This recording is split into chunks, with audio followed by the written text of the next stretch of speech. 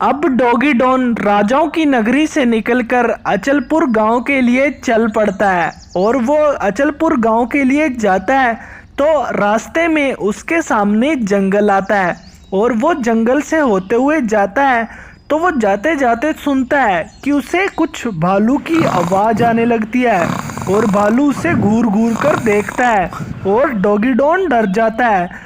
तो अब doggy don के सामने अचानक से एक भालू आ जाता है। डॉगी डॉन सोचता है कि अब इससे कैसे बचा जाए। अब डॉगी डॉन को इससे बचने के लिए तीन रास्ते हैं, या तो वो कूदकर पेड़ पर चढ़ जाए और या फिर वो तेज भागकर भालू से छुटकारा पाले और या फिर तीसरा रास्ता वो जमीन पर लेट सकता है और अपने आप को सांस को रोक कर सो सकता है जिससे भालू को लगेगा कि वो मरा हुआ है। तो अब इनमें से तीन रास्तों में से डॉगी डॉन कौन सा रास्ता चुनेगा? अगर आपको पता है तो जल्दी देखिए और इसका आंसर जल्दी जल्दी कमेंट कीजिए।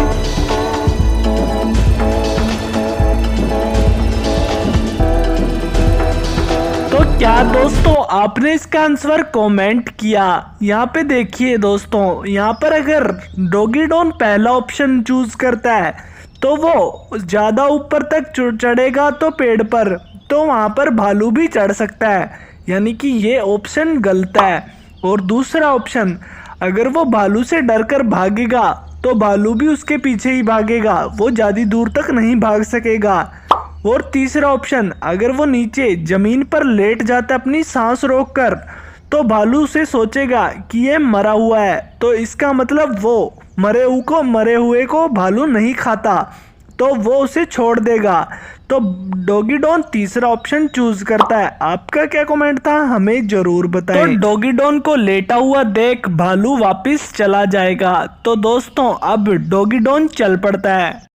तो अब डॉगी डॉन ये पहाड़ पर पहुंच गया है। तो अब डॉगी डॉन को अचलपुर गांव पहुंचने के लिए उस पहाड़ के पार जाना है। तो इसके बीच में पार जाने के बीच में यहाँ पर उसके लिए बड़े बड़े पत्थर लगे हैं। अब इन पत्थर पर कूदकर वो पहाड़ पार कर सकता है।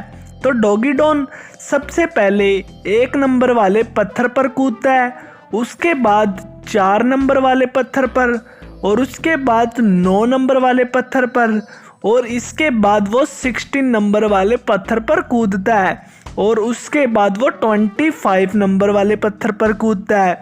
तो दोस्तों अब उसके सामने 4 पत्थर रह गए हैं। अब इन चारों में से वो किसी 2 पत्थर पर कूदकर वो पार दूसरे पहाड़ पर जा सकता है, जिससे वो अचलपुर गांव पहुंच जाएगा। अब वो कौन से 2 पत्थर पर कूदेगा और वो पहाड़ के पार जाएगा? तो दोस्तों क्या आप हमें बता सकते हैं कौन से 2 पत्थर पर अब डॉगी डॉन कूदेगा? अगर बता सकते हैं तो जल्दी कमेंट कीजिए वो कौन से 2 पत्थर हैं। आपका टाइम दोस्तों शुरू होता है अब।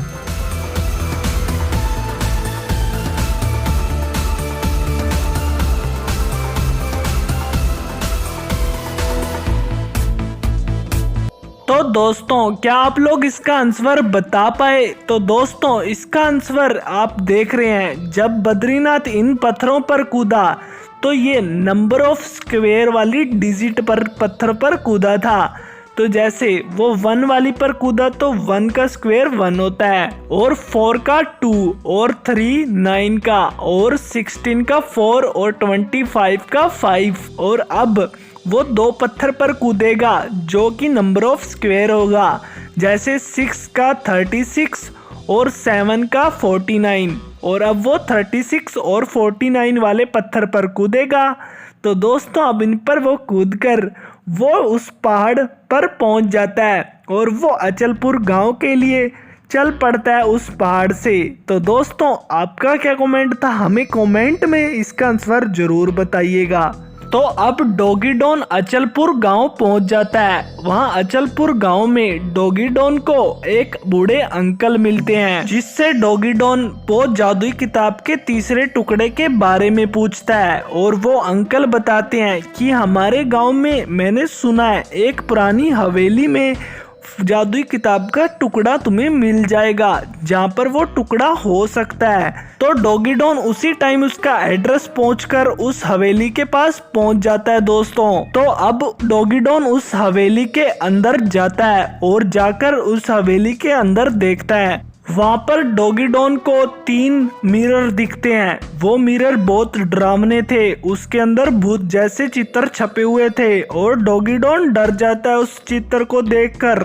डॉगी डॉन को वो मिरर अपने वश में कर लेते हैं और उन पर शक्ति करने लगते हैं। कुछ देर बाद डॉगी डॉन की परछाई उन मिरर के अंदर कैद हो जाती है और वो मिरर के अंदर 3 परछाई अब डॉगी डॉन की कैद हो गई। तो अब डॉगी डॉन को बाहर निकलने के लिए उस मिरर में से एक असली परछाई को छांटना है और चूज करना है कि उसमें से कौन सी डॉगी डॉन की असली परछाई है। तो दोस्तों, क्या आप देखकर हमें बता सकते हैं कि डॉगी डॉन की कौन सी असली परछाई है इनमें से? जल्दी कमेंट कीजिए।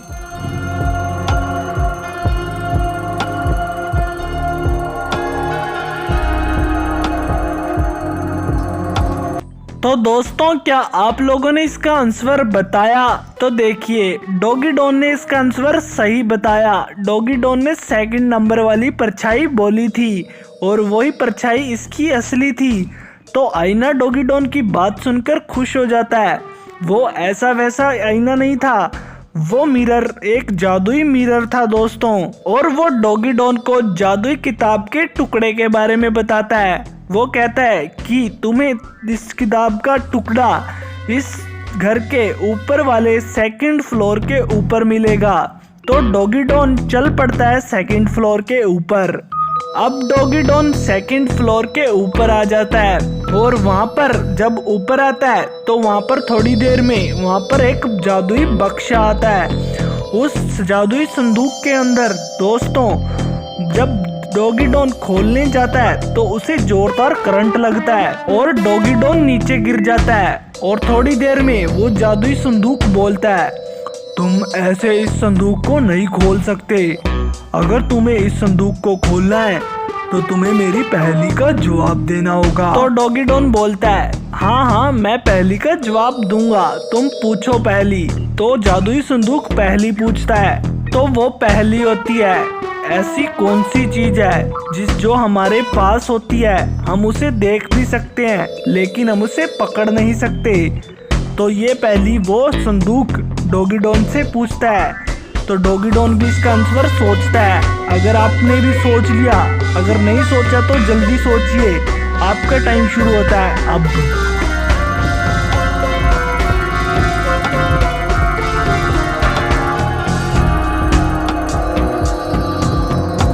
तो दोस्तों, डॉगी डॉन इसका आंसर बताता है परछाई। तो इसके बाद एक और बक्सा यानी कि संदूक एक और पहेली पूछता है।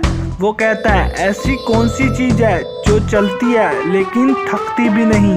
तो दोस्तों, आप लोग भी इसका आंसर ढूंढिए और जल्दी सोचिए, कमेंट कीजिए।